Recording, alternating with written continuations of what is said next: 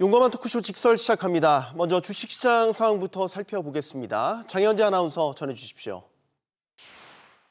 이 시각 시황입니다. 미국의 상호관세 발표를 하루 앞두고 시장 경계감이 다시 커지고 있습니다.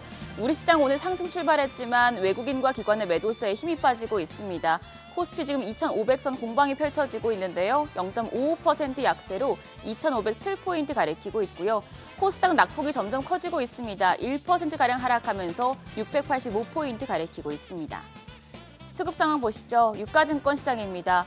오늘 외국인 2,389억 원 매도 우위 보여주고 있고 선물 시장에서도 팔자 포지션 취하고 있습니다. 기관 역시도 1,042억 원 매도 우위를 기록하면서 지수를 끌어내리고 있는 상황입니다. 이런 가운데 개인만 홀로 3,492억 원 순매수 기록하고 있습니다. 코스닥 시장입니다. 코스닥 시장도 흐름은 대동소이합니다. 여기서도 외국인은 1,800억 원 가까운 팔자 포지션 취하고 있습니다. 기관도 금액은 소폭이지만 161억 원의 매도 우위 기록하고 있습니다. 이런 가운데 개인만 홀로 2,100억 원 넘는 순매수 기록하고 있습니다. 유가증권 시장 시가총액 상위 종목 거래가 확인하시죠. 오늘 삼성전자는 반락합니다. 0.26% 약세로 거래가는 58,650원입니다. 반면 SK하이닉스 0.25% 추가 상승하면서 197만 7,500원에 거래되고 있습니다. LG에너지솔루션이 0.46% 약세로 32만 6,500원, 삼성바이오로직스도 조정을 받고 있습니다. 1.23% 약세 보여주고 있고요. 현대차까지도 1.16% 하락하면서 거래가는 19만 6,300원입니다. 6위부터 10위입니다. 기아가 1%대 약세로 9만 2,100원, 셀트리온 현재 하락폭이 조금씩 커지고 있습니다. 3.8% 하락하면서 거래가는 16만 8,100원입니다. KB금융 1.26% 상승하고 있지만 네이버 같은 경우에는 또 1.1% 약세 보여주고 있습니다. 코스닥 시가총액 상위 종목 거래가도 확인하시죠. 오늘 제약바이오 대표주들이 부진한 흐름을 보이고 있습니다. 미국 국채금리 상승과 상호관세 발표 경계감이 동시에 영향을 주고 있는 모습인데요. 알테오젠이 1.75% 조정을 받습니다. 거래가는 36만 5천 원. 에코프로비엠이 4.49% 추가적인 하락 보여줍니다. 9만 1,500원이고요. HLB 어제 5% 이상 상승했지만 오늘은 또 3.6% 낙폭 기록하고 있습니다. 5만 5,900원에 거래됩니다. 에코프로도 2.89% 약세로 4만 7,100원. 레인보우 로보틱스만 유일하게 0.57% 상승불 켜면서 거래가 26만 5,500원으로 집계됩니다. 6위부터 10위입니다.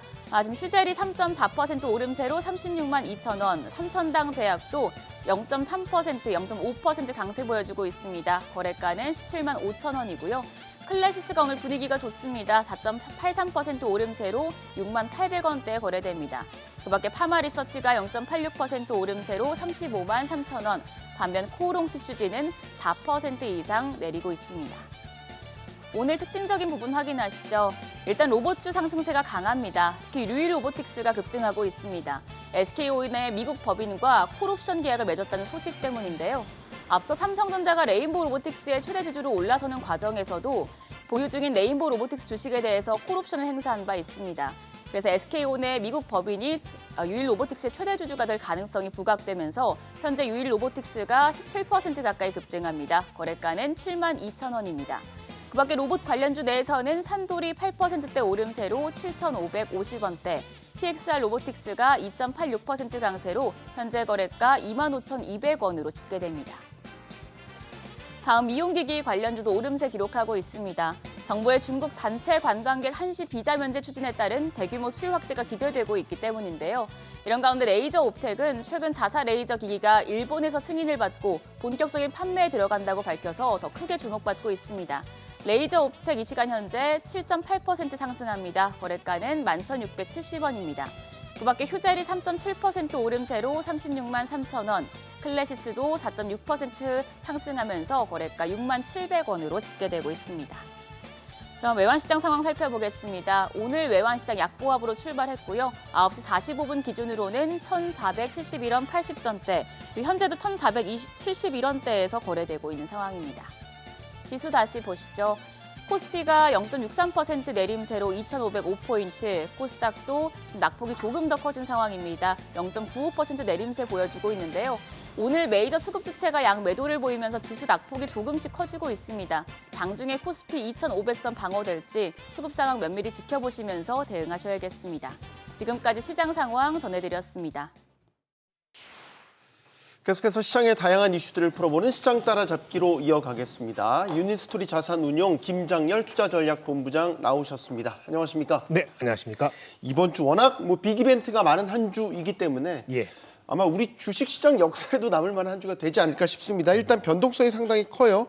어젠 또 기술적으로 반등을 했는데 오늘 일단 출발 사항은 좀 코스피 코스닥 양시장 하락세입니다. 지금 상황 어떻게 보십니까? 일단 미국도 변동성이 있었어요. 네. 미국도 사실은 제조업 지수가 ISM PMI ISM 제조업 지수가 안 좋게 나왔죠. 컨트랙트 후퇴입니다. 49로. 근데 내부적으로 따져보면은 더 안 좋았어요. 신규 주문은 무려 한 3.4포인트 내려갔고 신규 주문은 줄고 그다음에 재고는 늘고 그다음에 비용하는 지불 가격, 우리 인플레죠. 인플레 가격은 엄청 올랐어요. 그러니까 세부적으로는 생각보다 안 좋았습니다.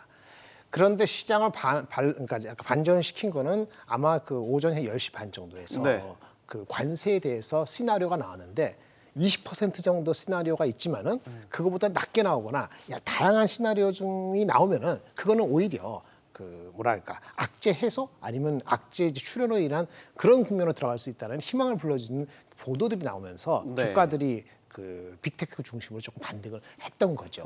그 지표는 나빴습니다. 그럼 거기에 초점을 맞추고 우리나라가 어디에 속할 것이냐, 너티 15에 들어가서 엄청 맞을 것이냐, 아니면 진짜 캐테고리를 A, B, C로 했을 때 어디에 속할 것이냐.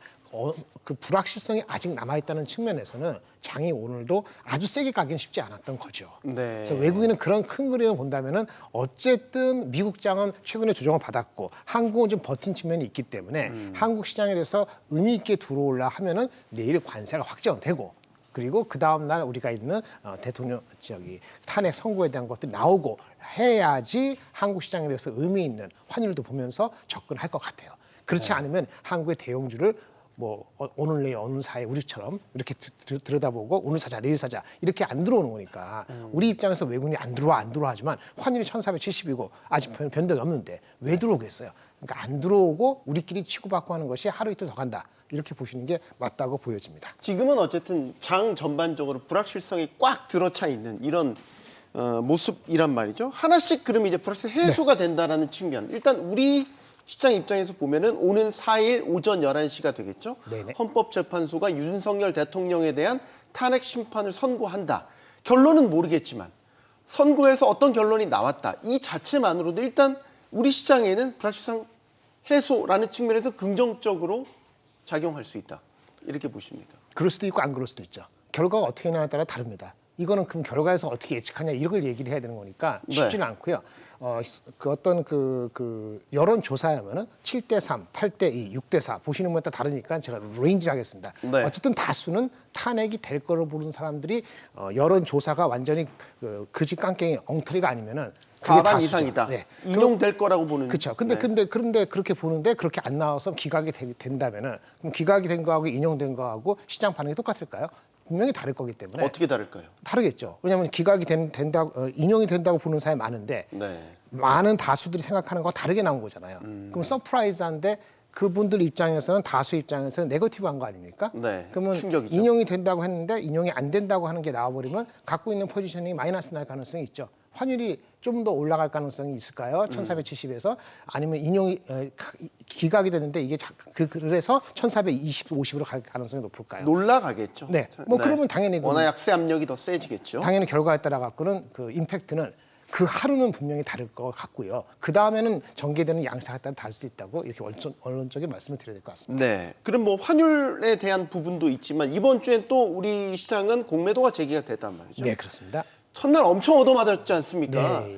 외국인 수급을 보면 추세적으로 지금 들어오진 않고 있어요.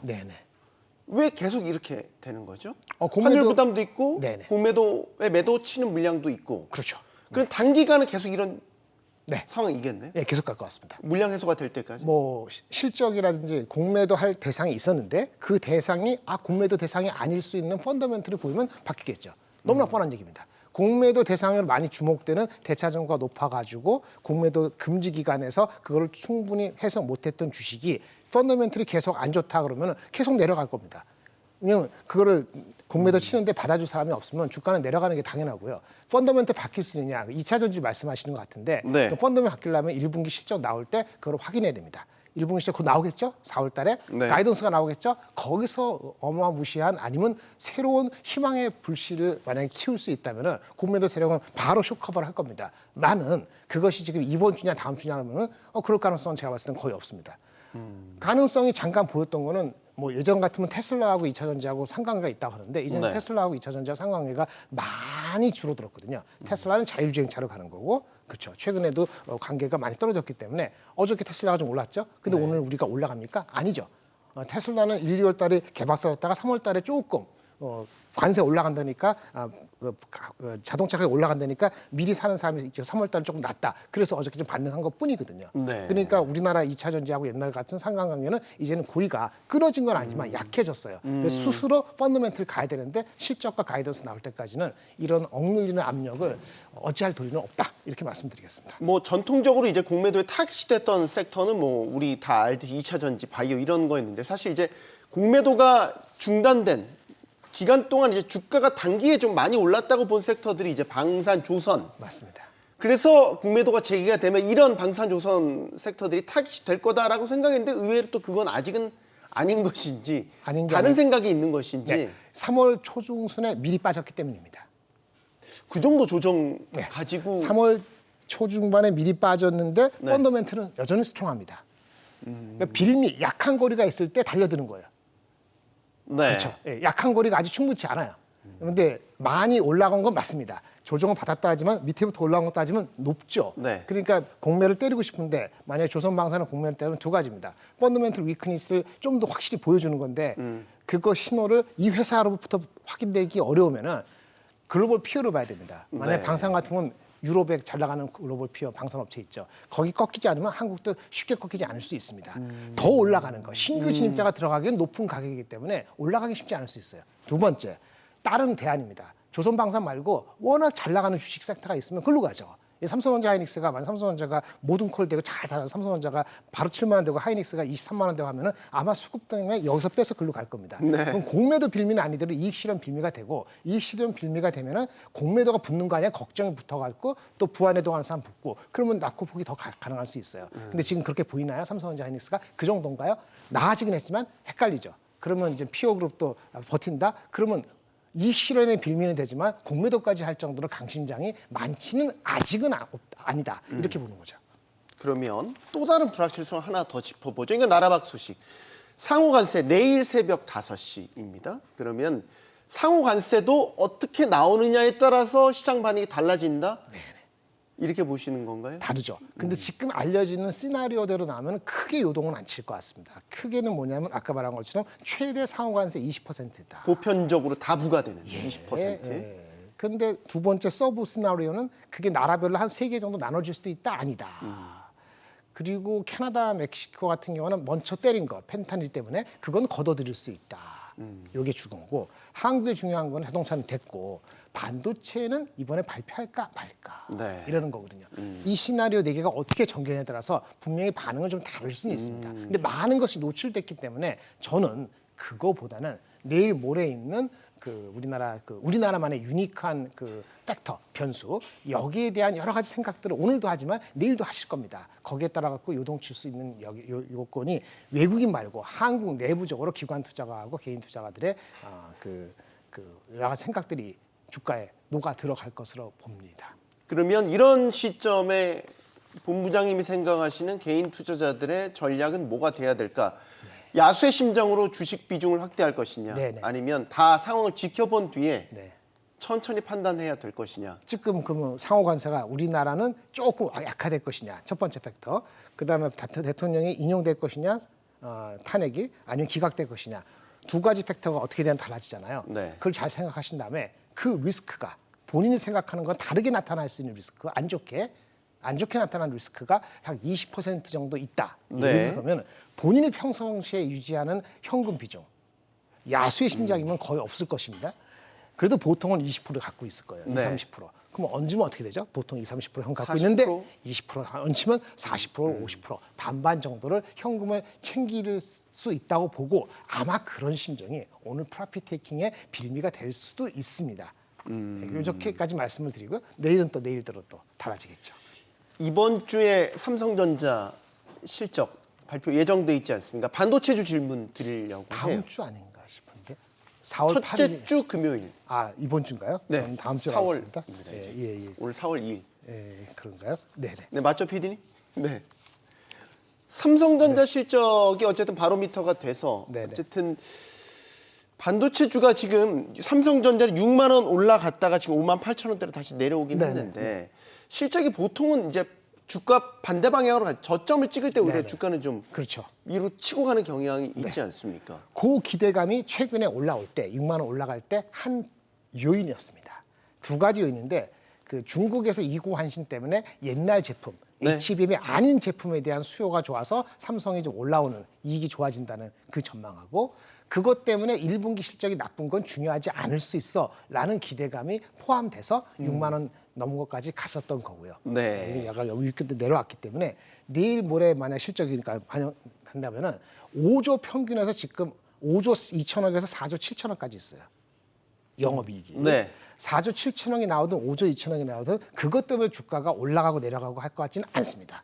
이번에는 더 중요하지 않습니다. 그리고 아무 코멘트가 없고 애널리스트가 분석하는 영향력은 있을 수 있는데 금요일이면 월요일 날 영향을 미치는 거잖아요. 네. 그거보다는 아까 말한 것처럼 탄핵이 중요도가 한 80%고 삼성전자 자체의 실적은 만약에 그 4조 5천 원 나오면은 그건 여러 가지 생각할 거리가 있습니다. 이 범위가 벗어나면은 네. 5조 5천 원 나온다든지 그렇지 않고 5조에서 플러스 마이너스 2천억이면 그 자체의 임팩트는 1% 이상 위아래 움직이지 않을 겁니다. 그것 때문에는. 그러면 지금 미국 트럼프 행정부에서 다시 거론되고 있는 반도체 보조금에 대한 재협상. 네네. 일단 지금 뭐 협상 다 일단 끝났죠. 예. 바이든 행정부 다 끝났는데 혹시라도 이게 재협상 이 정말 물꼬가 튀어진다면 이건 악재 아닌가요? 그거는 악재일 수 있습니다. 왜냐하면 삼성전자는 46억 불, 47억 불을 투자를 46억 받기도 했는데 그걸 안 받는다, 못 받는다, 아니면 준다. 안 받지는 않겠지만 뭐 예를 들어서 3분의 1 준다, 5분의 1 준다. 그럼 그것만큼의 센티먼트에는 안 좋은 게 되겠습니다만은 네. 실질적인 임팩트는 그걸 하루치기라고 봅니다. 왜냐하면 어차피 미국에서 파는 거는 2년, 3년 뒤이기 때문에 그래봤자 미국 니네들이 힘들걸 이렇게 나갈 수도 있어요. 네. 근데 그렇다고 해서 TSMC처럼 그게 두려워서 투자를 더 엄청나게 할 정도로 현금이 삼성전자가 넉넉한 게 아니기 때문에 삼성전자가 TSMC처럼 카운터 어택을 하거나 아니면 미리미리 사바사바해서 엄청나게 뭔가 선물 보따리를 할 수 있을 것 같지는 않거든요. 그래서 이거는 발생하면 하루 정도의 센티먼트 악화. 예, 그 이상은 아닐 네. 거라고 봅니다.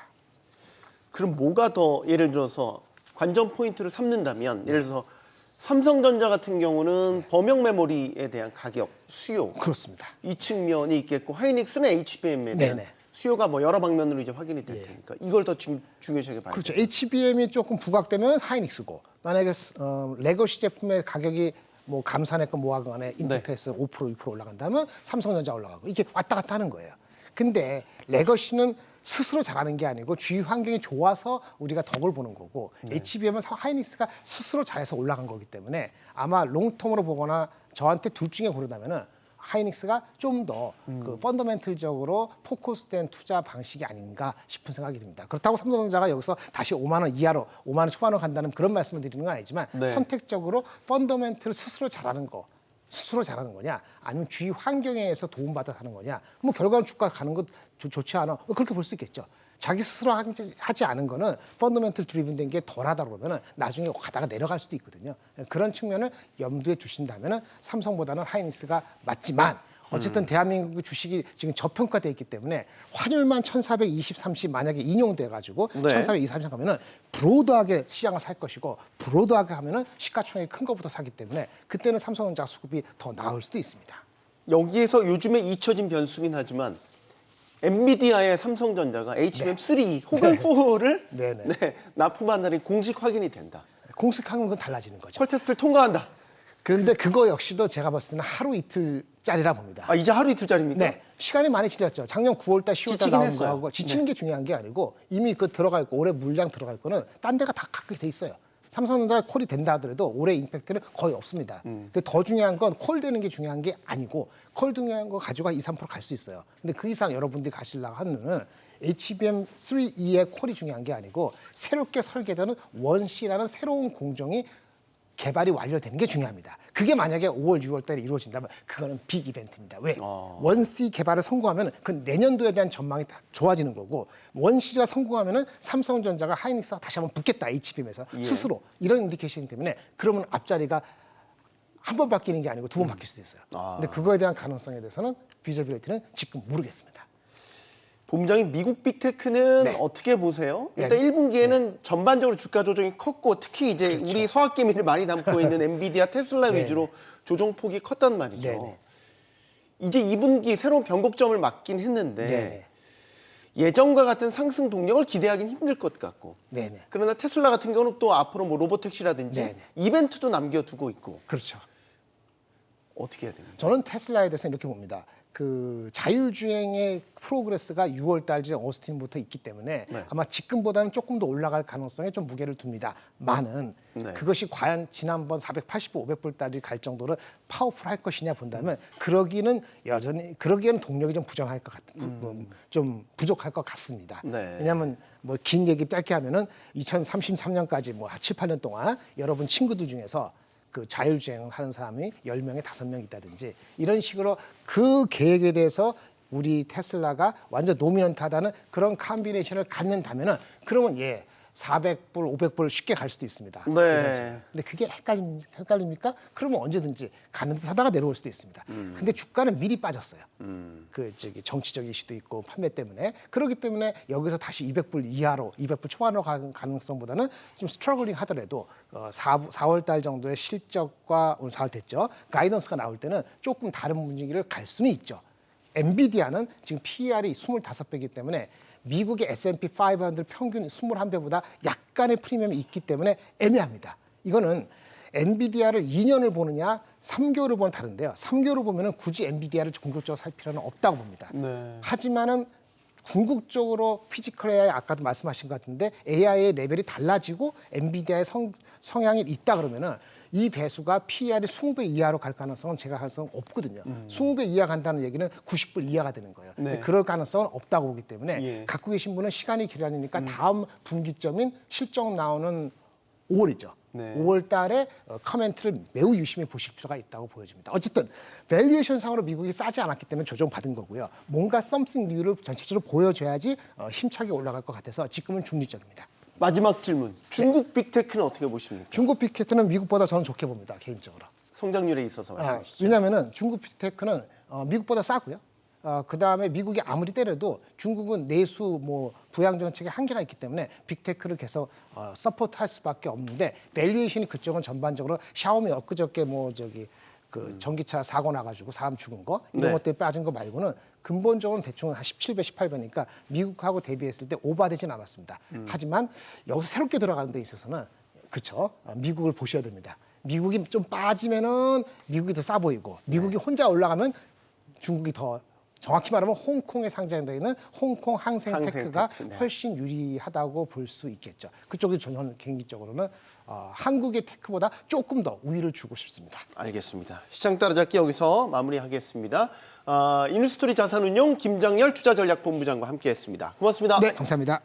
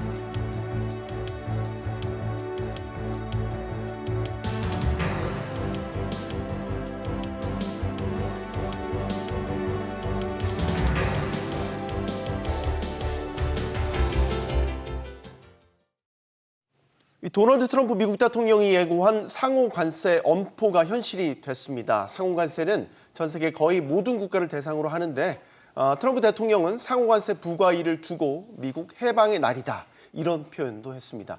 자, 문제는 우리나라죠. 자, 우리 기업들이 대미 투자를 늘렸지만 트럼프 대통령이 거침없이 휘두르는 이 관세 정책 앞에서는 지금까지 봐선 속수무책인 것 같습니다. 자, 트럼프 2기에선 기존 무역의 규칙이나 또 동맹의 가치가 제 힘을 발휘하지 못할 것 같은 만큼 새로운 전략으로 또 발빠르게 대처를 해야 될 것 같은데, 자, 갈수록 강도가 세지는 트럼프 정부의 관세 정책, 대책 두루 짚어보도록 하겠습니다. 오늘 함께 해주실 분들 소개해드리죠. 이혜민 한국외대 초빙 교수 나오셨고요. 또 연세대 봉영식 개원 교수, 또 서강대 경제학부 이윤수 교수 나오셨습니다. 안녕하십니까? 안녕하십니까?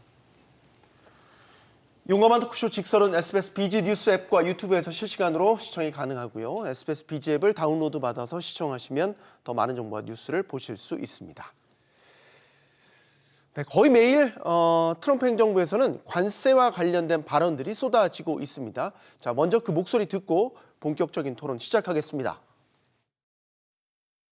I can tell you, if they have factories here, they're thrilled. If you don't have factories here, they're going to have to get going and build them because otherwise they have to pay tariffs. And I'll let the president make the announcement on Wednesday, but I think any country that has treated the American people unfairly should expect to receive a tariff in return on Wednesday. 네, 지난 1월 트럼프 행정부 2기가 이제 출범하고 나서 이제 관세와 관련된 이슈들이 본격적으로 우리 뉴스 전면 헤드라인에 이제 등장했고 거의 3달 가까이를 지금 이렇게 하고 있으니까 지치신다라고 얘기하시는 분들도 있어요. 이제 정말 정점을 향해 가고 있습니다.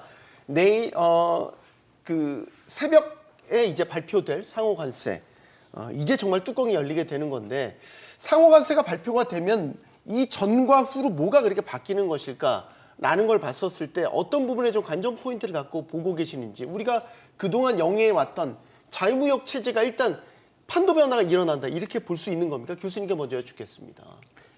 기본적으로 이제 WTO 핵심 의무가 이제 최혜국 대우, 그 다음에 약속한 관세를 더 이상 올리지 않는다 하는 건데, 이 두 가지 의무를 위반을 하는 거기 때문에 WTO 체제를 상당히 심각히 훼손하는 조치라고는 할 수 있습니다. 하지만 왜 이렇게 됐느냐 하는 그 근본 원인을 찾아보면 GATT WTO 체제가 기본적으로 그 중국의 국가 자본주의, 스테이트 캐피탈리즘이라고 하는, 특히 중국의 보조금을 규율할 수 없어서 공정한 경쟁을 할 수 없다는 그런 인식에 따른 것이라고 할 수 있겠습니다. 네. 그래서 이건, 그리고 사실은 미국이 뭐 트럼프 1기 때부터 했지만 바이든 행정부에서도 우방국과 스퀘어 트레이드를 하겠다라고 했기 때문에 이미 그 사태는 지금 오래전부터, 트럼프 2기 출범 전부터 진행되고 있다고 볼 수 있겠습니다.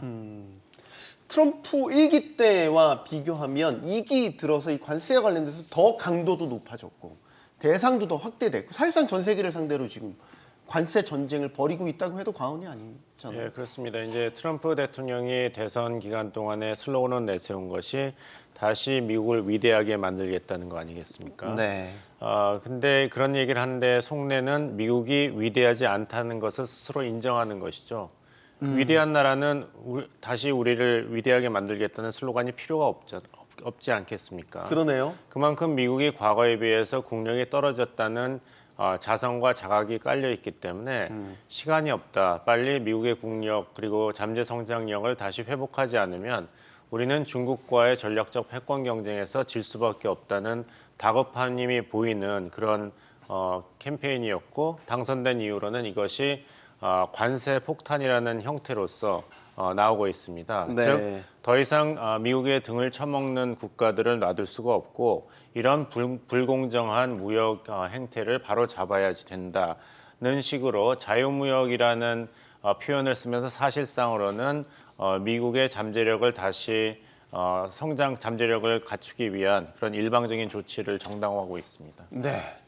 미국 입장인 거죠. 네, 미국 그렇습니다. 입장에서 그렇게 보인다라는 거고, 네, 다른 나라 우리가 미국의 등을 먹는다라고 얘기하면 굉장히 많은 불만들이 쏟아질 것 같은데 교수님 경제적으로 보면 이런 자유무역 체제가 깨진다는 거는 우리 같이 수출 의존도가 높은 나라에 있어서는 그만큼 치명타가 더 클 수 있다 이렇게 보여지는데 어떻게 보십니까? 예, 그렇습니다. 사실 중국이 이렇게까지 빠르게 성장할 수 있었던 배경에는 WTO가 되면서 미국의 시장을 늘렸기 때문이 굉장히 네. 크고요.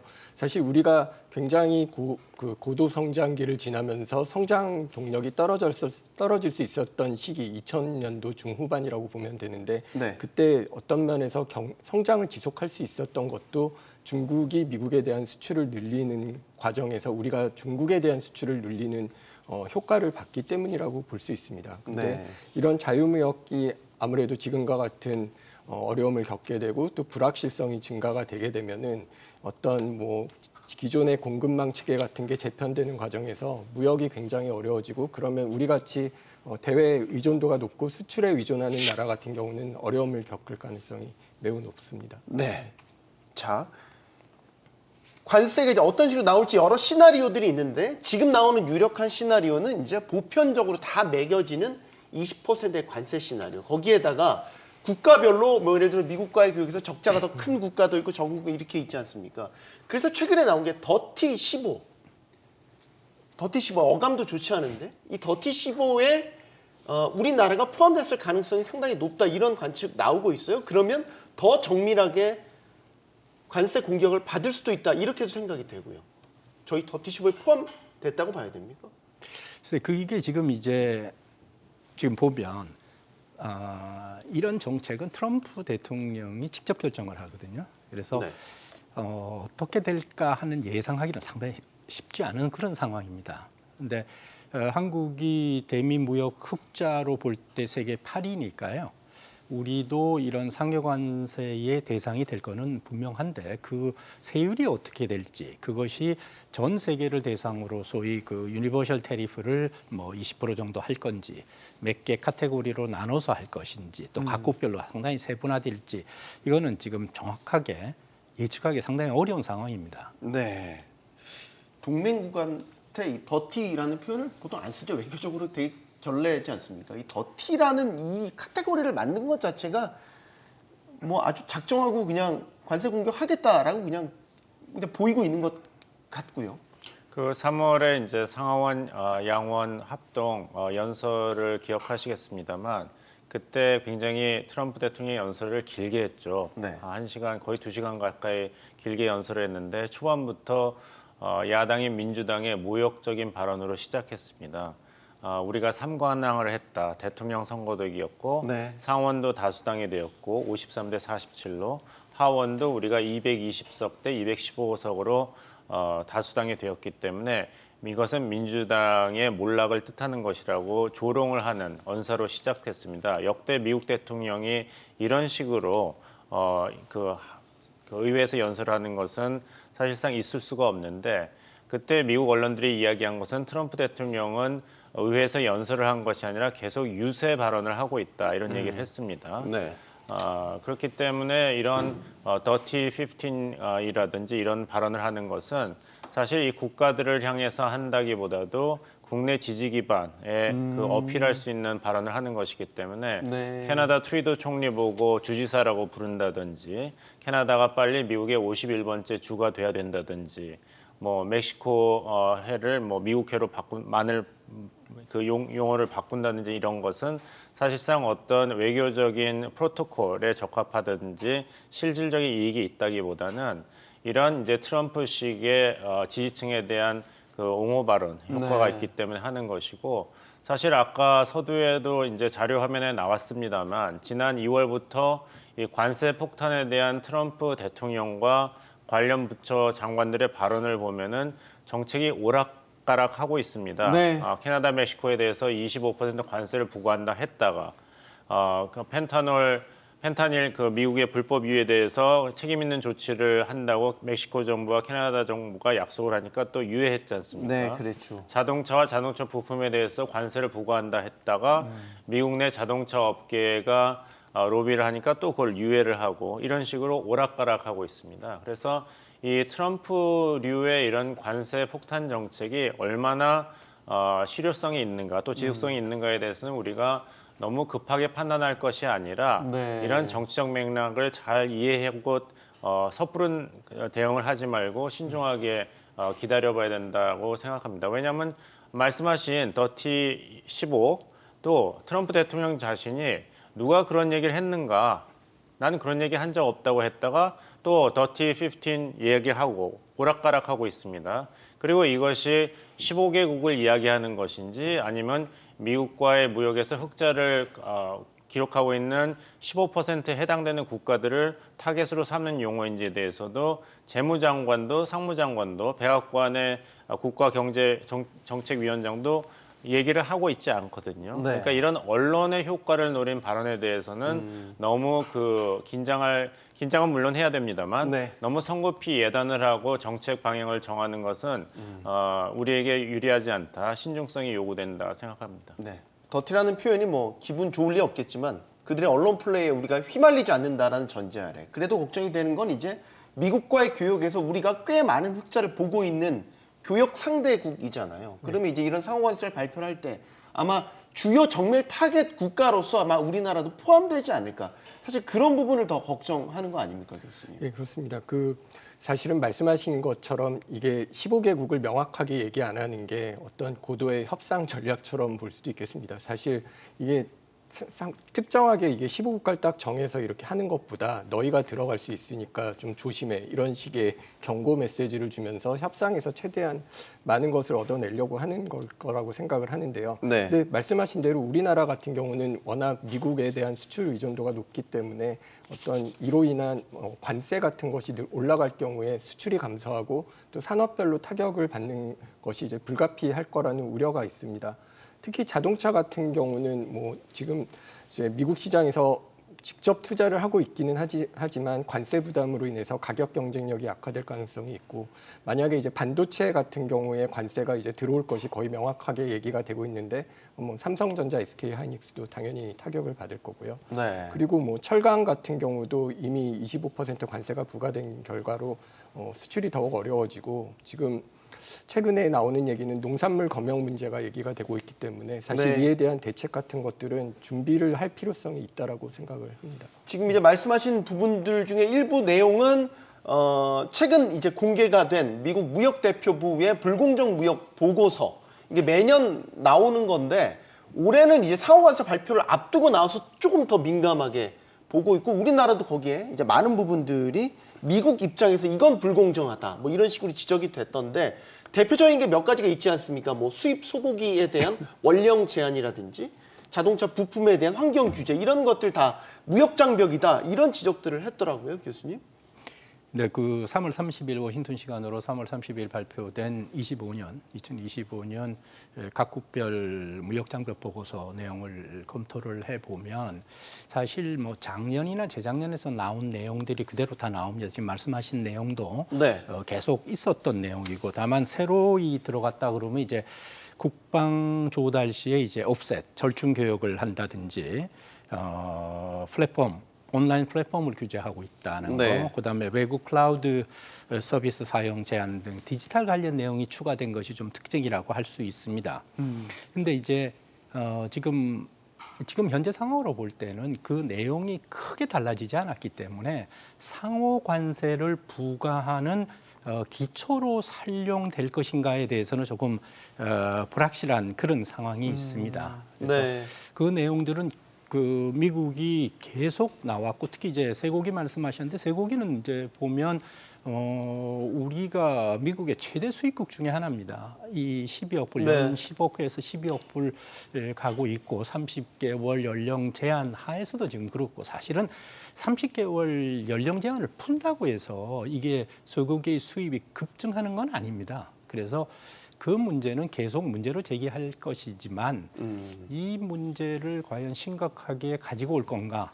그거는 좀 더 있어야 봐야 되고 기본적으로 이제 상호 관세율을 발표하고 나면 네. 그다음에 각국들한테 가져오라 그럴 겁니다. 니들이 어떤 것을 해소할 거냐 하는 걸 가져오는 걸 봐서 매겨진 상호 관세를 깎아주거나 또는 철폐하는 네. 그런 협상이 앞으로 있을 것이지 미리 지금 제출을 하라고 하는 건 아니니까요. 네.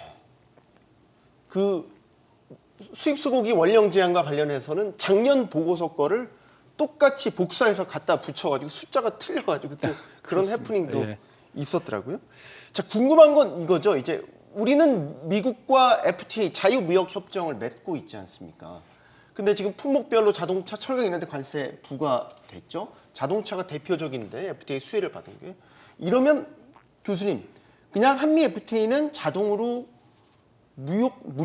무효화된 겁니까? 지금 상태를 뭐라고 봐야 돼요? 외교적으로 봤었을 때. 이제 서로 합의가 있고 법이 있다 그래서 그것을 항상 100% 준수하는 건 아니죠. 하지만 근데 이게 양 의회의 비준까지 다 받은 거잖아요. 법도 그렇죠.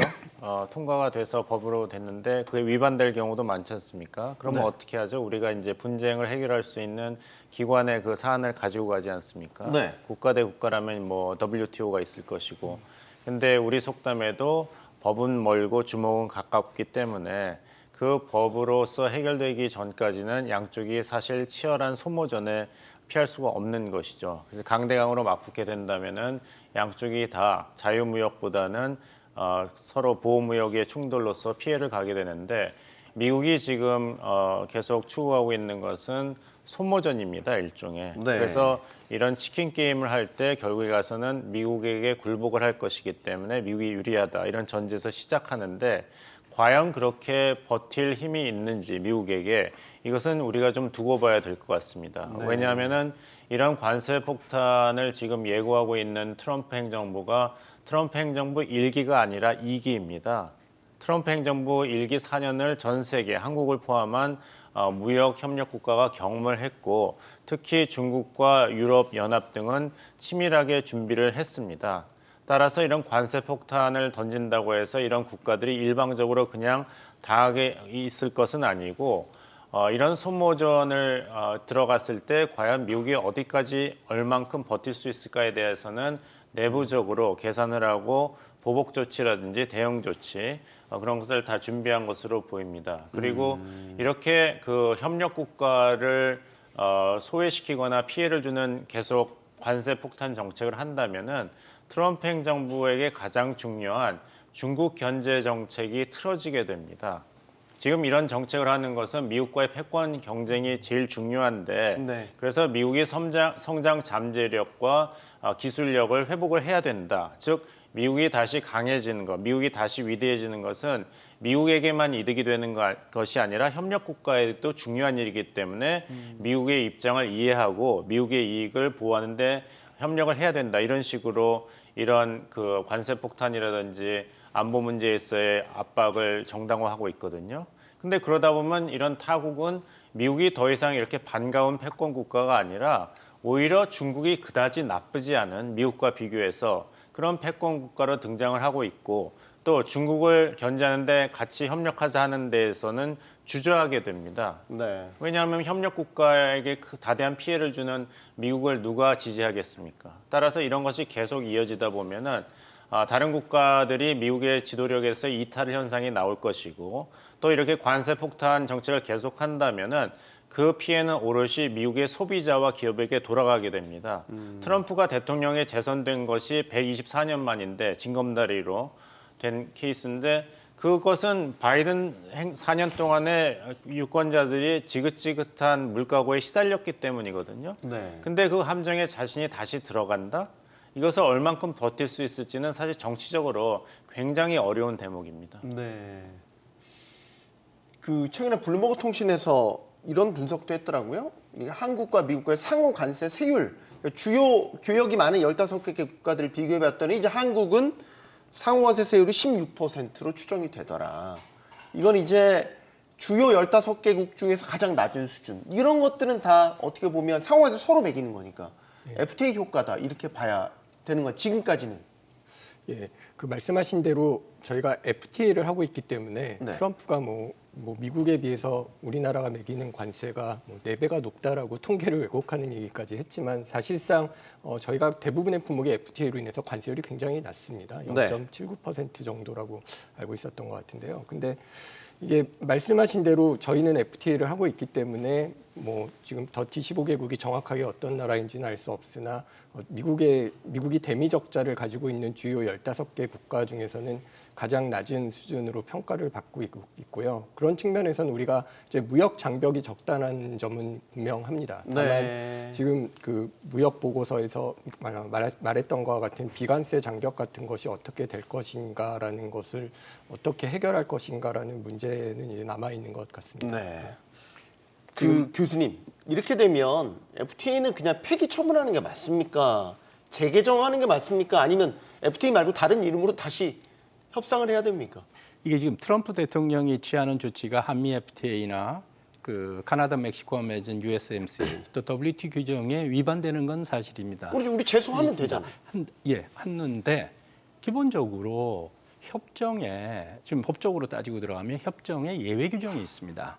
예외 규정 중에 특히 안보 관련 예외 규정이 있기 때문에 네. 안보를 이유로 한다라고 하면 예외 규정이 적용이 됩니다. 그러니까 법적으로 따질 때 협정 위반이냐 하는 것은 불확실합니다. 그게 대표로 있고, 자동차가 되겠군요. 그런데 제가 보면 지금 우리는 한미 FTA가 적용이 되기 때문에 자동차에 대해서 관세가 제로입니다. 지난 수요일 날 발표한 자동차와 자동차 부품 25%에 대한 관세 내용을 보면 네.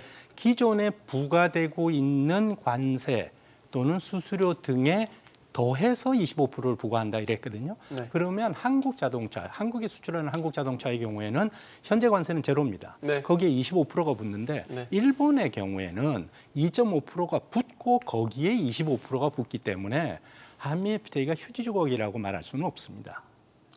이게 맞긴, 그러니까 논리적으로 보면 맞는 말씀이고 예외 규정을 두면 그때 자동차 관세도 무역확장법 232조 안보와 관련된 그렇습니다. 이유로 제재를 대통령이 직권을 할 수 있는 거잖아요. 그리고 특히 한미 FTA는 안보 관련 규정을 굉장하게 그 소위 이거를 안보 관련 사항이라고 제기를 하면 그대로 받아야 되는 그런 조항이 들어가 있습니다. 네. 그래서 안보 관련 사항을 챌린지하기는 쉽지 않습니다. 이 모든 거의 끝에는 이제 그 트럼프 대통령이 계속해서 거듭 얘기하는 거, 미국 안으로 들어와서 생산해라. 제조업의 부활을 또 외치고 있지 않습니까? 근데 최근에 현대차 그룹이 31조 원의 미국 대미 투자 계획 발표했단 말이죠. 그리고 나서 미국 신공장 준공식 날 자동차 관세 발표했어요. 그럼 이제 그냥 막연하게 생각하면 이게 뭐냐 이거죠. 대미 투자 하라고 해서 러브콜 해가지고 했는데 뭐 결국 돌아오는 건 하나도 없고 똑같이 관세 맞으면 무슨 실익이 있냐. 라는 거죠. 트럼프 대통령은 그렇게 생각하지 않겠죠. 바로 그 관세 폭탄의 위협이 있었기 때문에 현대자동차가 거금을 들여서 미국 내 생산 공장을 설치했다. 그렇기 때문에 거기서 생산되는 차는 미국산 자동차가 되는 것이기 때문에 관세랑은 상관이 없는 제품이 되는 것이죠. 그래서 자신의 판단이 옳았다고 선전할 수 있는 충분한 좋은 사례로 이야기를 할 것입니다. 하지만 여기서 우리가 의심을 해야 되는 대목은 뭐냐면은 그 트럼프가 이런 얘기를 했습니다. 그 관세로 인해서 자동차 가격 인상 가능성이 있지 않는가 했을 때 트럼프 대통령은 자동차 가격 상승은 신경 안 쓴다고 했어요. 네, 그리고 미국 내에서 공장이 있다면 매우 기쁠 것입니다. 공장이 없다면 공장을 건설해야 되고 그렇지 않으면 관세를 내라. 근데 현대자동차가 미국에서 공장 이제 건설을 발표했으니까 내가 맞다 이렇게 얘기를 하는데 결국에는 초점은 뭐냐면 내가 관세 폭탄 정책을 했기 때문에 생산 라인이 다 미국으로 들어온다는 것이지 않습니까? 네. 그래서 미국의 기술 경쟁력이 계속 성장한다. 근데 80년대에 보면은 똑같은 그런 폭탄을 미국 정부가 일본 자동차 업계에 던졌습니다.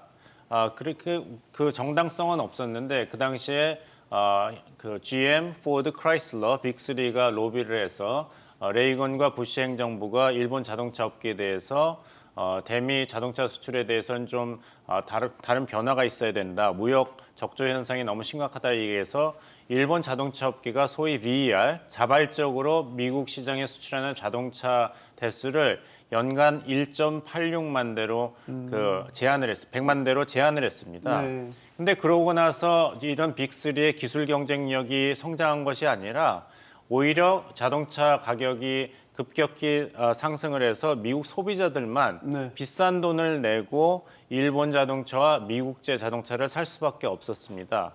그리고 빅3 중에서 크라이슬러는 이제 파산해서 있지도 않습니다. 네. 따라서 이런 식으로 미국 자동차 업계의 장기적인 기술 경쟁력을 위해서는 이런 관세 폭탄과 보호가 필요하다는 것은 사실 과거 사례로 볼 때 네. 논리가 맞지 않습니다.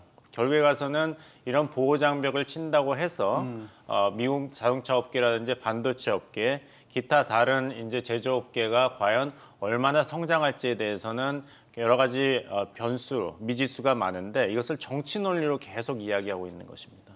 그러니까 우리 그런 속담도 있잖아요. 그러니까 물고기를 자식한테 줄 게 아니라 물고기 잡는 법을 가르쳐 줘야 된다. 근데 지금 관세 장벽은 쉽게 말해서 물고기 잡는 법을 알려주는 게 아니라 물고기만 계속해서 주는 꼴이 되니까 이게 자생력이라는 측면에서 오히려 마이너스가 될 것 같다라는 이제 분석도 나오고 있고 그 측면을 지금 봉 교수님께서 말씀해 주신 것 같은데 우리 한국 기업들 입장에서는 사실 지금 정부도 온전치 않은데 독자 생존해야 되는 차원에서 어떻게 보면 현대차 그룹이 큰 투자 결심을 한 건데도 별로 실익이 없다. 그럼 이게 다른 기업들한테도 일종의 이제 기준선처럼 제시가 되잖아요.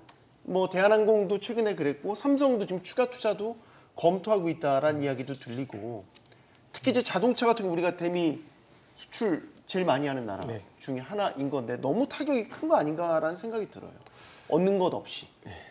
일단 그 기업 입장과 그 국가의 입장은 좀 구별이 돼야 될 것 같고요. 네. 일단 현대자동차의 경우는 일단 대미 수출의 상당 부분을 미국에서 현지 생산함으로 인해서 적어도 그 부분에 대한 이제 관세를 피하게 된 거고, 다만 그 투자가 궁극적으로 현대기업에서 뭐 관세가 없었더라면 우리나라에서 생산했을 것에 비해서 얼마만큼 기업의 이익이 될 것인가라는 문제는 물론 남아 있을 것 같습니다. 그러니까 지금 현재 미국에서 우리나라가 팔고 있는 자동차가 한 현대기아의 경우 한 170만 대 정도 되는데 네. 그 중에 60%가 우리나라에서 생산된 거고, 그러니까 우리나라에서 생산 수출이 된 거고, 네. 40% 정도가 뭐 조지아주 공장이라든가 이런 미국에서 생산되는 건데 그 40%보다 이게 늘어난다라는 거고요. 뭐 기업의 입장에서는 어찌됐든 간에 미국에서 직접 생산을 해서 뭐 다른 나라는 오히려 이제 어떤 면에서는 우리나라에서 수출하는 현대 자동차하고 직접 경쟁이 될 수도 있겠지만 네.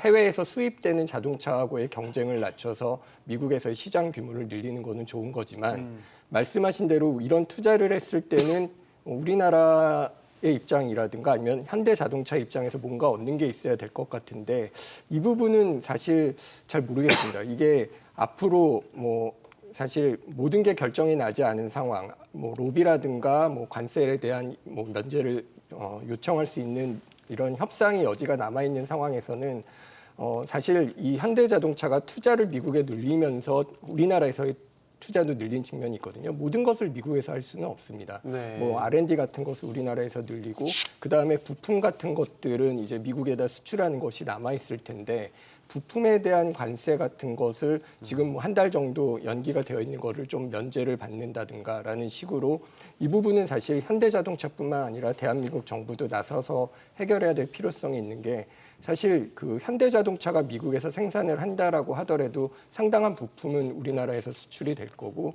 그게 결국은 대미 수출을 늘리고 미국의 한국에 대한 적자를 높여서 어떤 면에서 우리에게 결과적으로 협상 테이블에서 불리하게 작용할 수도 있기 때문에 이런 것들은 좀 협상의 여지를 남겨서 그 핵심 부품 같은 것들을 쉽진 않겠지만 뭐 관세를 받는다든가 이런 것들을 좀 노력을 네. 해야 되지 않을까 생각을 합니다. 근데 이제 우리 땅에 심어지고 투자돼야 될 어떤 생산 기지나 이런 것들이 어쨌든 미국으로 넘어간다라는 것 자체는 이제 우리 안에 네. 내수 측면에서는 보면 공동화가 일어날 수도 있는 것이고 관련된 연간 산업 특히 자동차는 산업 유발 효과도 크잖아요. 네, 그 이제 부분이- 그런 부분들을 걱정하는 건데 그걸 감수하고서라도 막대한 투자를 하겠다고 했는데 별로 돌아오는 게 없으니 이게 답답할 노릇이긴 합니다. 지금 또 하나 걱정은 지금 교수님 그거예요. 반도체도 바이든 행정부 때 약속했던 칩스법에 근거한 보조금들 지금 트럼프 행정부에서 못 주겠다라는 식으로 이제 얘기를 하고 재협상하자라는 식으로 뉘앙스를 계속 띄우고 있거든요. 이거 문제 아닙니까? 정부와 협상해서 종결을 지은 건데 정부가 바뀌었다고 해서 이걸 뒤집어 엎자라는 게 안 되는 거 아니에요? 그렇죠. 그 바이든 행정부 때 주요 통과된 3개 법안, 인프라법, 그다음에 칩스법, 네. IRA 이 3개 중에서 인프라법하고 칩스법은 소위 민주공화 양당이 다 찬성을 해서 통과시킨 겁니다. IRA는 공화당이 전혀 찬성을 안 했습니다. 네. 그렇고 이 반도체법에 의해서 투자가 이루어진 지역이 거의 대부분이 다 공화당 지역입니다. 그래서 그 이유와 함께 이 법을 바꾸려고 하면 의회에서 통과가 돼야 되는데 대체 법안이 나와야 되지 않나요? 쉽지 않습니다. 특히 네. 이제 지금 공화당이 5석밖에 여유가 없거든요. 네. 근데 그 중에서 3명만 돌아서면 통과가 안 됩니다. 하원에서. 그래서 법으로 바꾸기는 어려울 겁니다. 다만 이제 이 기본적으로 지금 이 문제를 볼 때, 이 관세 정책 문제를 볼 때 가장 핵심으로 봐야 될 게 트럼프 경제 정책의 핵심이 감세 정책입니다. 네. 이 감세 정책을 하는데 상당한 세수 감수가 예상이 되지 않습니까? 이거를 보충을 해야 되거든요. 이걸 어떻게 보충할 거냐? 관세로 보충한다는 게 크거든요. 이 소위 세수를 보충한다는 측면에서 관세 정책을 추진하고 있습니다. 특히 이제 지금 발표되는 거 보면 연간 6천억 불, 10년간 하면 6조 불이 들어온다는 거예요. 그런 측면에서 관세 정책을 하고 또 그래서 이 보조금도 마찬가지입니다. 보조금도 줄여야 감세 정책에 따른 세수 감소를 보충할 수 있다는 그런 측면에서 되는 거기 때문에 일부 조정은 뭐 협상을 통해서 가능할지 줄어들 여지가 있다고 모르지만 보세요? 그럴 가능성도 있습니다. 그거는 이제 본인들이 이야기를 하기 때문에 그렇지만 근원적으로 이것을 없애는 법을 개정해서 바꾸는 것은 저는 어려울 것으로 보고 있습니다. 근데 봉 교수님 이건 줄이는 것도 우리 입장에서 문제 제기를 해야 되는 거 아니에요? 정부 차원에서 이거는 강력하게 항의해야 되는 거 아닙니까? 그렇지만 이제 그 항의는 할 수 있지만 결국에는 이제 이것이 미국 의회가 통과시킨 법이기 때문에 그것을 집행하는 것은 미국이 주권 국가로서 할 행위라고 일단은 봐야겠죠. 근데 이제 교수님께서 말씀하신 대로 이것을 잘 살펴보면은 이게 미국의 납세자들 그리고 소비자들에게 혜택이 돌아가는 것 같지만 사실은 밑에 있는 돌을 위에다 얹는 도돌이표라고 봐야 됩니다. 왜냐하면은 세금을 깎아주겠다, 감세 정책을 하겠다. 그러면 미국 소비자들 주머니에 돈이 두둑하게 남기 때문에 네. 내수 진작이 되고 풍요로운 삶을 살 수 있을 것이다. 이것을 지금 백악관 대변인이 얘기를 했거든요. 네. 근데 돈이 들어오는 건 좋은데 세금이 감소가 돼서 그것을 이제 관세로 메우겠다고 하고 지금 이런 관세 폭탄을 던지는 거 아니겠습니까? 네. 근데 관세 폭탄 정책을 하면은 어떻게 되겠어요? 수입품 가격이 올라가겠죠. 네. 25% 이상으로. 그러면 주머니에 돈은 그 감세 정책으로 해서 좀 들어올지 모르지만 결국엔 내가 살 물건들이 다 비싸졌기 때문에 이건 도돌이표가 되는 것이죠. 결국에는 인플레이션이 미국의 소비자들을 굉장히 강하게 이제 공격할 것이 명약관화합니다. 그 다음에 이제 미국 유권자들의 불만은 계속 증가가 되겠죠. 바이든 4년 동안에 그렇게 고생을 했는데 다시 소비자에게 이게 부메랑이 돼가지고 시달리게 된다면은 감세를 했다고 그러는데 혜택은 없는 그런 상황이 온다면 이제 트럼프 행정부에 대해서는 유권자들의 불만이 굉장히 증가되고 이것이 굉장히 리스크가 큰 이런 도박이라고 보이는 게 뭐냐면은 집권 일기 때는 이게 순서가 반대였습니다.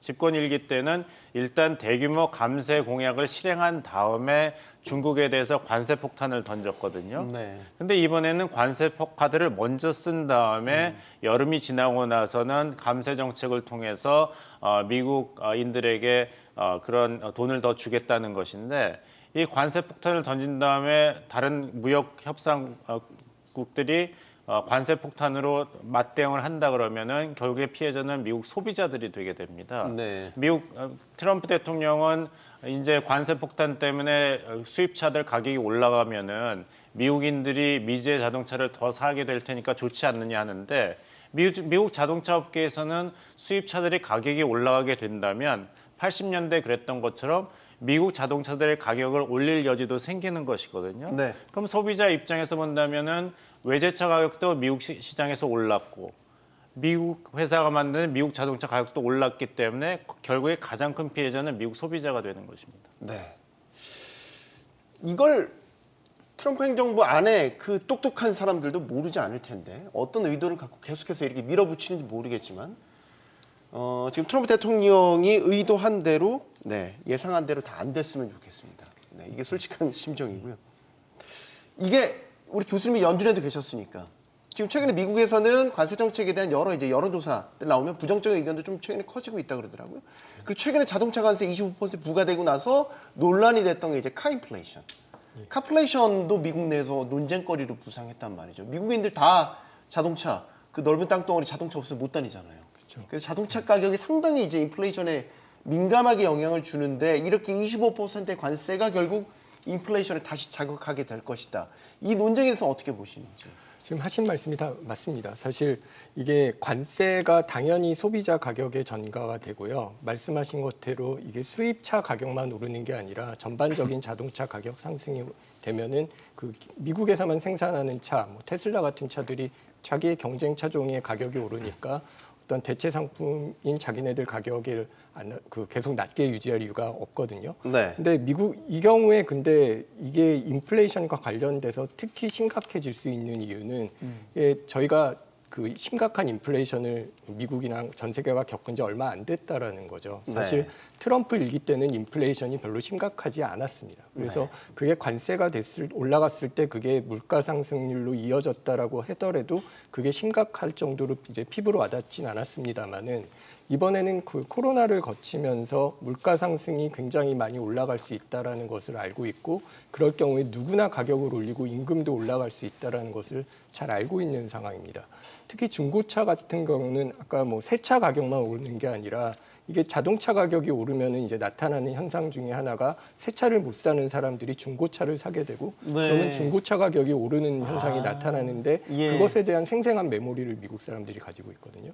그러면 이게 단순히 물가를 올릴 뿐만 아니라 지금 자료에서 나타나는 그 기대 인플레이션, 특히 서베이 자료 같은 경우에는 기대 인플레이션이 유례 없이 빠르게 오르고 있는데 이거는 뭐 물가에 대한 그 물가가 빠르게 오르는 것에 대한 경험을 가진 사람들이 어떤 인플레이션에 대한 기대를 가지고 있는 게 다르게 되고 이런 상황에서는 물가 상승률이 올라갈 수밖에 없고 그래서 실질적으로 뭐 골드만삭스를 비롯한 여러 아이뱅크 같은 경우들이 IB 같은 경우들이 물가 상승률을 이제 뭐 기저 물가 상승률 이제 저희가 식품이랑 에너지를 제외한 물가 상승률이 중요한 건데 그걸 연말에 이제 3.5%까지 오를 것이라고 예상을 했고 이건 예상보다 단순히 0.5% 포인트 오르는 것뿐만이 아니라 연준의 그 2%에 해당하는 목표치하고 비해서 훨씬 높은 거기 때문에 이게 경기를 압박하는 문제일 뿐만 아니라 인플레이션이 올라갈 수 있다는 측면에서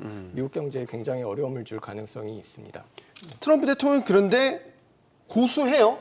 차값 올라가는 거 신경 안 쓴다. 그리고 예전에 그런 말도 했죠. 뭐 일정 정도의 시련은 불가피한 면이 있다. 그러니까 뭔가 얘 체계 자체를 바꾸고 싶은 이런 마음을 이제 이런 발언들을 통해서 드러내고 있더라고요. 계속 밀어붙일 것 같아요, 교수님. 그렇죠. 그 관세에 관해서는 트럼프가 거의 40년을 확신을 가지고 있는 정책이라 추진할 거고 지금 트럼프가 추진하는 정책에 대해 정통적인 경제학자들은 다 안 된다는 이야기를 미국뿐만 아니라 전 세계에서 이야기를 하고 있습니다. 그럼에도 불구하고 지금 보시면 트럼프가 관세 정책을 추진하는 가장 큰 목표 중에 하나가 주요 제조업을 미국으로 가져오겠다. 그다음에 세수를 늘리겠다는 건데 제조업을 가져와서 국내에서 생산하기 시작하면 세수 증가는 안 됩니다. 왜냐하면 수입이 줄기 때문에. 그러니까 두 개가 모순됩니다. 그건 다 지적을 하는데도 지금 하겠다고 하는 거거든요. 그래서 제일 큰 문제는 uncertainty입니다. 불확실성. 경제가 가장 싫어하는 불확실성이 지금 미국 경제뿐만 아니라 세계 경제에 들어오지고 있거든요. 그래서 이 불확실성이 해소되지 않으면 관세 그 자체보다 더 큰 부정적인 영향이 나타날 겁니다. 이윤수 교수님, 미국 경제에 대한 지금 시각은 어때요? 그러니까 경기 침체에 대한 논쟁, 갈 것이냐 말 것이냐에 대한 논쟁이 항상 뜨거웠는데 관세가 이제 거의 정점을 향해 가고 있단 말이죠. 지금 상황, 미국 경기를 바라보는 지금 상황, 주류의 시각은 뭡니까? 침체로 가는 겁니까? 아니면 소프트 랜딩입니까? 계속 우상향 가는 겁니까? 일단은 그 미국 예외주의라고 할 정도로 미국만 다른 나라에 비해서 좋았었는데 그 부분에 대한 어떤 희망, 그 그럼 미국만 이제 홀로 잘 성장할 것이다라는 시나리오는 이제 사라진 것 같고요. 네. 그리고 이제 불황에 대해서는 현재 좀 갈리는 부분이 저희가 이제 하드 데이터, 이제 정부에서 나오는 뭐 고용이라든가 생산이라든가 이런 부분은 아직 침체 시그널이 뭐 경기가 하강하고 있는 것은 분명하지만 특히 실업률 같은 게 올라가고 있다라는 증거는 아직 뭐 나타나고 있지는 않습니다. 물론 네. 실업률은 후행 지표니까 저희가 좀 더 면밀히 검토를 해봐야 되겠지만 그 어떤 하드 데이터라는 부분에서는 침체 가능성이 그렇게 높지 않은 것에 비해서 이제 소프트 데이터라고 부를 수 있는 어떤 심리적인 것을 반영하는 부분은 굉장히 안 좋습니다. 일단 컨퍼런스 보드에서 나온 어떤 경제 피부로 느끼는 경제에 대한 서베이가 뭐 굉장히 안 좋고요. 그리고 미시간 대학에서 얘기하는 물가 상승률에 대한 것도 굉장히 물가 상승률에 대한 기대가 올라간 상황이기 때문에 요새 심심찮게 들리는 얘기가 경기 침체에 더해서 이제 스태그플레이션입니다. 사실 이게 정말로 경기가 굉장히 심각하게 갈 것이냐라고 하면은 네. 그렇게 높게 평가를 한 것 같지는 않습니다. 뭐 골드만삭스가 향후 12개월 안에 어떤 불황을 겪을 확률을 20%에서 35%로 올렸는데 이게 굉장히 많이 올린 거기는 하지만 네. 그럼에도 불구하고 이게 불황의 가능성을 높게 보고는 있지는 않은 거고요. 네. 다만 그럼에도 불구하고 물가가 오르는 과정이 있기 때문에 경기 침체는 둔화되고 물가 상승은 오르기 때문에 이제 연준이 금리 정책을 하는데 굉장히 어려움이 있어질 가능성이 이제 높다라고 봐야 될 것 같습니다. 네. 자, 이런 가운데 최근 미국이 중국에 대해서 25년 만에 최혜국 지위를 박탈할 수 있다. 자, 이럴 가능성을 내비쳤습니다. 이 모든 이 관세 전쟁의 그 이면에 사실 중국과의 패권 경쟁이 있다라는 거는 우리가 다 알고 있는 사실이죠. 만약에 최혜국 지위를 박탈하게 되면 이제 어떤 외교 관계라든지 그런 데서 어떤 변화가 일어날 수 있는 겁니까? 아마 중국도 이제 보복 조치를 하겠죠. 네. 보면은 이제 미국의 관세 폭탄을 던지면은 이번에도 그랬습니다만 중국도 미국 수입산 수입품 일정 품목에 대해서 관세를 부과했지 않습니까? 네. 그렇기 때문에 서로 이렇게 소모전 양상이 치열하게 벌어질 것으로 보이는데 아까 이 교수님께서 지적하신 대로 시장이 제일 싫어하는 게 불확실성인데 그 불확실성이 급속도로 증가하게 될 것입니다. 왜냐하면 세계 경제에서 넘버 원과 넘버 투가 이렇게 정면 충돌을 한다면은 세계 무역에 대한 이제 불안감이라는 불확실성은 정말 걷잡을 수 없이 커지게 될 것이고 네. 그렇다면 중국과 미국 중에서 누가 먼저 항복을 할 것인가, 사태를 수습할 제스처를 취할 것인가의 문제인데 만약에 트럼프 대통령이 자기 확신이라든지 정책 철학에 따라서 계속 보호무역 정책을 고수한다면 과연 미국이라는 경제 체제가 그 후폭풍을 언제까지 견딜 수 있는지 결국에는 그 터닝 포인트, 분기점이 될 것은 2026년 11월에 예정되어 있는 중간 선거입니다. 잘 아시겠습니다. 미국에서 중간 선거는 현 정권의 심판 성격이 굉장히 강하기 때문에 거기서 유권자들이 고물가에 시달리고 굉장히 혼란스러운 세계 안보, 경제 체제에 대해서 우려를 가지게 된다면은 트럼프가 지금 이야기하는 것은 나는 3선 출마도 고려하고 있다. 나는 일하는 걸 좋아한다고 얘기했지 않습니까? 네. 하지만 미국 경제가 바닥을 치게 되고 안보상으로 혼란이 계속 오게 된다면은 트럼프 현직 대통령이 다시 출마를 한다 그래도 바이든 대통령이 재선에 실패했고 80년대 지미 카터 대통령과 90년대 초반에 아버지 부시 대통령이 재선에 실패한 똑같은 이유, 외교의 실패, 그리고 미국 경제의 몰락 같은 이유로 트럼프 대통령은 당선되지 않고 낙선될 확률이 점점 커갈 것입니다. 그 트럼프의 협상 스타일이 1대1 談判을 되게 선호하지 않습니까? 특히 이제 중국과의 패권 경쟁이라는 측면에서 보면 시진핑 주석과 만날 가능성도 지금 제기되고 있고 이렇게 되면 예를 들어서 1차 무역 분쟁 당시 당시 합의했던 그런 것도 이행하라고 지금 촉구하고 있잖아요. 시진핑과 만나서 이런 부분들을 한꺼번에 정리하는 일종의 톱다운 방식의談判이 지어질 가능성도 있다고 보십니까? 우선 그 지금 항구적 그 정상무역 관계 (PNTR) 그 말씀하신 게 한마디만 더 붙이면요. 네. 이 PNTR을 부여했다는 것은 2001년 중국이 WTO 가입을 앞두고 미국이 조치한 거거든요. 이 이야기는 최국 대우 관계라는 것은 앞으로 한미중 간의 관계는 WTO의 그 MFN에 기초한 관계다 하는 것을 의미하는데 네. 1기 때부터 취한 조치들 보면 전혀 최혜국 대우 조치들이 아니거든요. 네. 그래서 사실은 지금 미국과 중국과의 관계는 WTO의 MFN에 기초한 관계는 아닙니다. 그래서 PNTR이라고 하는 것이 없어진다고 해서 미중 관계에 큰 의미를 갖는 사항은 아닙니다. 두 번째 이제 톱다운으로 해결이 될 것이냐 하는데, 근데 중국과 이제 협상을 해보면 중국은 기본적으로 실무자들 간에 합의가 돼야 정상이 나타납니다. 근데 미국은 지금 트럼프는 안 그렇거든요. 트럼프는 그냥 본인이 아주 모든 것을 본인이 결정을 하거든요. 네. 그 이번에 시그널 그 채팅방 그 내용을 보면요, 정말 그게 나타납니다. 이 부통령 장관들이 트럼프 대통령의 지침을 이행해야 된다는 게 아주 강하게 나타나요. 그런데 지금 중국은 그렇지 않습니다. 중국은 합의가 되지 않으면 안 나타나고, 두 번째는 트럼프가 어떤 발언을 할지 모르거든요.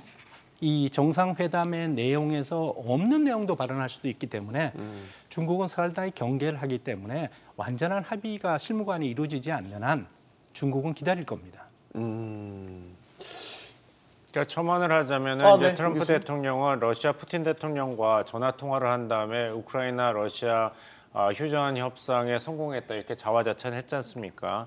근데 거기서 푸틴 대통령한테 너무 많은 양보를 한 거예요. 러시아가 가장 우려하고 있는 카드를 그냥 넘겨주었죠. 아무런 대가도 받지 않고, 그것은 우크라이나가 나토에 가입하는 것을 미국이 막겠다고 얘기했습니다. 그러니까 러시아 입장에서는 문제가 해결됐는데 더 이상 미국의 입장을 고려할 인센티브가 전혀 사라진 것이고, 그래서 휴전 협정을 러시아가 철저히 준수하지 않으니까 트럼프 대통령이 역정을 내면서 러시아에 대해서 실망했기 때문에 추가 관세 폭탄을 던지겠다 했지만 러시아 입장에서는 그렇게 두려워할 만한 것이 아니죠. 이런 식으로 네. 정상들과 나는 잘 소통하고 내가 협상력이 있기 때문에 잘 될 것이라는 것은 트럼프 대통령 일기 때는 통했을지 모르지만 4년 경험을 했기 때문에 전 세계가 모든 국가가 학습 효과가 있습니다. 그래서 어떻게 트럼프류의 외교안보 경제 정책에 대응해야 될지는 특히 중국, 러시아, 북한은 철저하게 4년 동안 경험을 했기 때문에 대비가 돼 있고,